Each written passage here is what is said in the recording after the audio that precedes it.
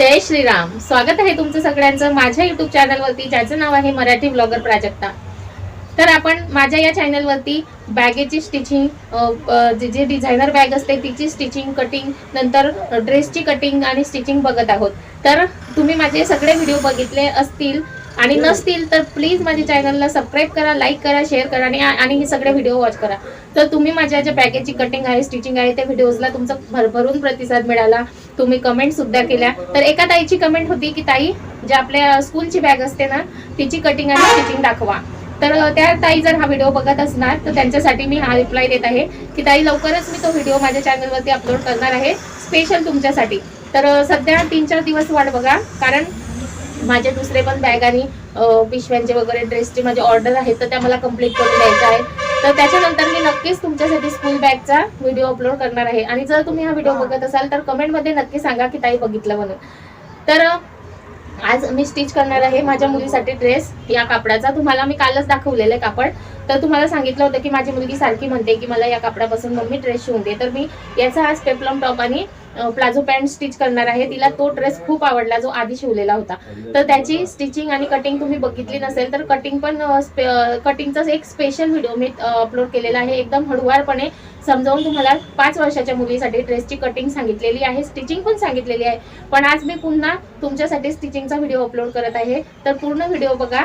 5 वर्षाच्या मुलीसाठी तुम्ही डिझायनर ड्रेस कसा तयार करू शकता घरच्या घरी।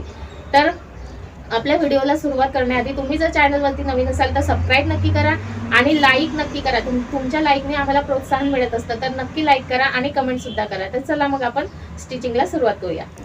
आपण आधी जी प्लाझो पॅन्ट आहे ती स्टिच करून घेणार आहोत। हे बघा, मी कटिंग करून घेतलेली आहे। तुम्ही कटिंगचा व्हिडिओ बघितला नसेल तर कटिंगचा व्हिडिओ आधी बघा, मग स्टिचिंग करा।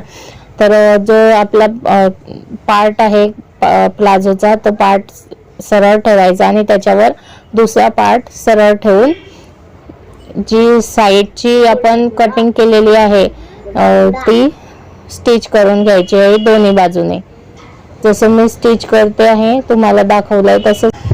हे बघा, मी स्टिच करून घेतलेलं आहे दोन्ही साइडला। आता खोलायचं आहे प्लाझो आणि खालून जे आपले पायाची साइड आहे तिथे हे बघा पूर्ण त्रिकोण मध्ये ते शिलाई लावून घ्यायची आहे। बघा, दाखवले मी तुम्हाला त्याच आकारामध्ये तुम्हाला पूर्ण शिलाई लावून घ्यायची आहे व्यवस्थित।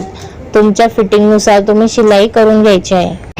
हे बघा, मी शिलाई करून घेतलेली आहे, तशीच करून घेतली असेल तुम्ही तर। हे बघा, वरतून आता आपल्याला काय करायचं, खालून काय करायचं आहे, इथे फोल्ड करायचं आहे, डबल फोल्ड करायचं आहे। हे बघ, आधी एक फोल्ड करायचा, त्याच्यानंतर दुसरा फोल्ड करायचा आणि दोन्ही पायजमाच्या साईडला शिलाई लावून घ्यायची आहे। शिलाई लावून घेतल्यानंतर खाली हे बघा व्यवस्थित, त्याच्यानंतर वरतून आपल्याला डबल फोल्ड करून परत फोल्ड करायचा आहे। जसं आपण वरतून 2 इंच सोडलेले तसे 2 इंच आपल्याला खाली वरून फोल्ड करून घ्यायचं आहे आणि तिथे 1 इंच सोडून पूर्ण शिलाई मारून घ्यायची। शिलाई झाल्यानंतर हे बघा, इथून आपण जिथे 1 इंच जागा सोडलेली आहे तिथे आपल्याला काय करायचं आहे, इलास्टिक घ्यायची आहे। जर तुम्ही नाळ्या टाकत असाल तर तुम्ही नाळ्या टाकू शकता, मी इलास्टिक टाकत आहे। तर इलास्टिक घेऊन त्याला पिन लावून घ्यायची आणि तिथून आपल्याला आपलं जे इलास्टिक आहे ते आतमध्ये इन्सर्ट करायचे आहे। बघा, मी जशी इलास्टिक टाकत आहे तशी सरळ आपल्याला इलास्टिक टाकून घ्यायची आहे। इलास्टिक मधून फोल्ड व्हायला नको त्याची काळजी घ्यायची तुम्ही। आणि एक टोक बाहेरच हवं, कारण दुसरं टोक आपल्याला बाहेर काढून इलास्टिक स्टिच करून घ्यायची आहे। मी स्टिच करून घेतलेली आहे आणि जे फोल्ड आपण केलेलं आहे तिथे मी शिलाई लावून घेत आहे। तर हे बघा, व्यवस्थित शिलाई लावून घेऊन आपली जी प्लाझो पॅन्ट आहे ती रेडी झालेली आहे। हे बघा, इलास्टिक एकदम छान व्यवस्थित लागलेली आहे। आता तिथे मी जी जागा सोडलेली 1 इंचाची तिथे मी शिलाई लावून घेत आहे।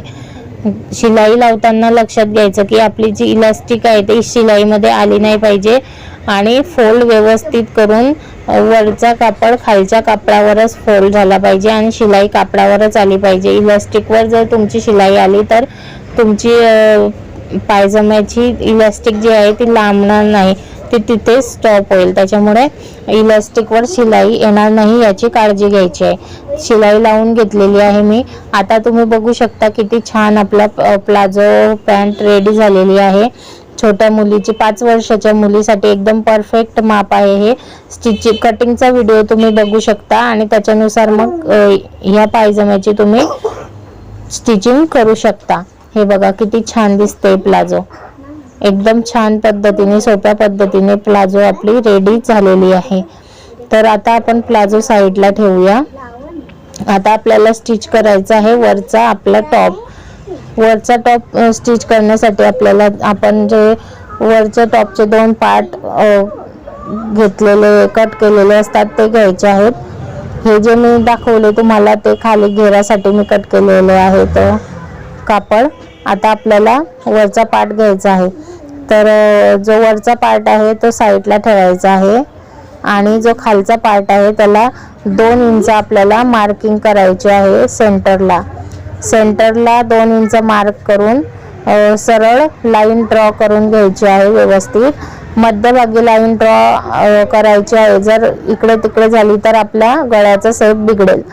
तर 2 इंचावर परफेक्ट आपण मार्किंग करून घेतलेली आहे. त्याची कटिंग सुद्धा करून घेते. आता त्यासाठी आपल्याला काय करायचं आहे, तिथे जॉईन करण्यासाठी आपल्याला एक पट्टी काढायची आहे.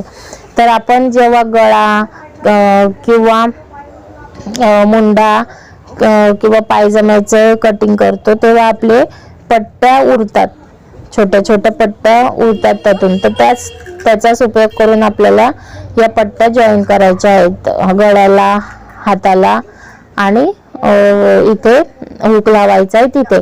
आता तिथे पण मी 2 इंच मार्किंग करून घेते सेंटरला आणि तिथे पण त्या पट्टीवर पण आपल्याला कट करून घ्यायचं आहे 2 इंचापर्यंत. 2 इंचापर्यंत कट केल्यानंतर आपल्याला ती पट्टी ज्या गळ्याच्या साईडला उलट ठेवायची आहे. सरळ बाजू आपल्या गळ्यावर आली पाहिजे आणि तिथे आपल्याला शिलाई लावून घ्यायची आहे. नंतर आतमध्ये फोल्ड करून व्यवस्थित शिलाई लावून पाइपिंग करून घ्यायची आहे. त्याच्यानंतर आपल्याला काय करायचं आहे बघा, पाइपिंग केलेली आहे मी. त्याच्यानंतर आपण जे वरचे शोल्डर आहे ते जॉईन करून घ्यायचे आहे. सरळ बाजूवर सरळ बाजू ठेवायची आहे आपल्या टॉपची. त्याच्यानंतर दोन्ही शोल्डर आपल्याला जॉईन करून घ्यायचे आहे. तर हे बघा मी शोल्डर जॉईन करून घेतलेले आहे. आता मी गळ्याची पट्टी जॉईन करत आहे. तर गळ्याच्या पट्टीला फोल्ड करून व्यवस्थित ते आतमध्ये फोल्ड करून घ्यायची. मी जशी दाखवली होती तुम्हाला सेम तशीच करून घ्यायची. आता हाताला मी छोट्या छोट्या बाह्या जॉईन करून घेणार आहेत. याच्यात मी बाहीचा आकार नाही कापलेला, डायरेक्ट पट्टी जॉईन केलेली आहे. एकदम छान दिसते ही बाही छोटीशी. तर तशी तुम्हाला लावून घ्यायची आहे. 2 पट्ट्या लावून घ्यायच्या आहे 2-2 इंचाच्या. नंतर खालचा घेर आपल्याला तयार करण्यासाठी खालचं जे माप आहे त्याच्या डबलची पट्टी आपल्याला 9 इंचाच्या 2 काढून घ्यायच्या आहेत आणि त्या जॉईन करून घ्यायच्या आहेत. जर तुमची अखंड पट्टी असेल तर चांगलंच आहे. माझ्याकडे नव्हता एवढा कापड म्हणून मी पहिला जॉईन करून घेत आहे. जॉईन करून घेतल्यानंतर मग आपल्याला काय करायचं आहे, त्याला प्लेटी टाकून घ्यायच्या आहे.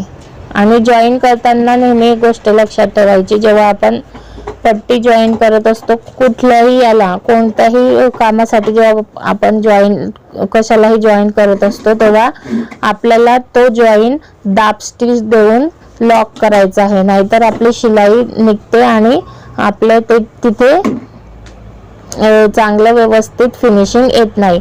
त्याच्यामुळे हे बघा अशी दाब स्टिच प्रत्येक वेळी तुम्हाला देऊन घ्यायची आहे कधीही तुम्ही काहीही जॉईन कराल तेव्हा. त्याच्यानंतर एक्स्ट्राचं मी कट करून घेतलेलं आहे आणि आता मी वरतून खालून फोल्ड करून घेणार आहे. फोल्ड करून घेतल्यानंतर वरून आपल्याला प्लेटी टाकून घ्यायच्या आहेत. तर प्लेटी टाकून घेतल्यानंतर हे बघा मी दोन्ही पीस माझे रेडी करून घेतलेले आहेत. आता ते मी टॉपला जॉईन करून घेणार आहे. व्यवस्थित दोन्ही पीस मी त्याच मापाचे करून घेतलेले आहे. 15 इंच त्याचं माप होतं आणि 30 इंचाच्या मी पट्ट्या घेतलेल्या होत्या. तर बरोबर मी जॉईन करून घेत आहे त्याला. हे बघा जॉईन झालेलं आहे. आता आपल्याला फिटिंगची शिलाई लावायची आहे. फिटिंगची शिलाई लावण्यासाठी आपण 2 इंच एक्स्ट्रा घेतलेलं होतं जेव्हा कटिंग केली होती तेव्हा. तर 1-1 इंच दोन्ही साईडने आपल्याला मार्किंग करून घ्यायचं आहे. 1 इंच मुंड्याकडे आणि 1 इंच आपल्या कमरेवरती. तर असं आपल्याला मार्किंग करून घ्यायचं आहे. त्याच्यानंतर दुसऱ्या साईडला पण आपल्याला मुंड्यामध्ये 1 इंच मार्किंग करून घ्यायचं आहे. व्यवस्थित एकावर एक कापड ठेवून, खालीवर कापड झालेलं असेल तर ते बघून घ्यायचं, नाहीतर आपल्या टॉपची फिटिंग व्यवस्थित येणार नाही. तर हे बघा, व्यवस्थित कमरेवर आणि मुंड्यावर मी 1-1 इंच मार्किंग करून घेतलेलं आहे. आणि आता इथे मी शिलाई लावून घेते. एकदम छान टॉप आणि प्लाझो रेडी झालेली आहे.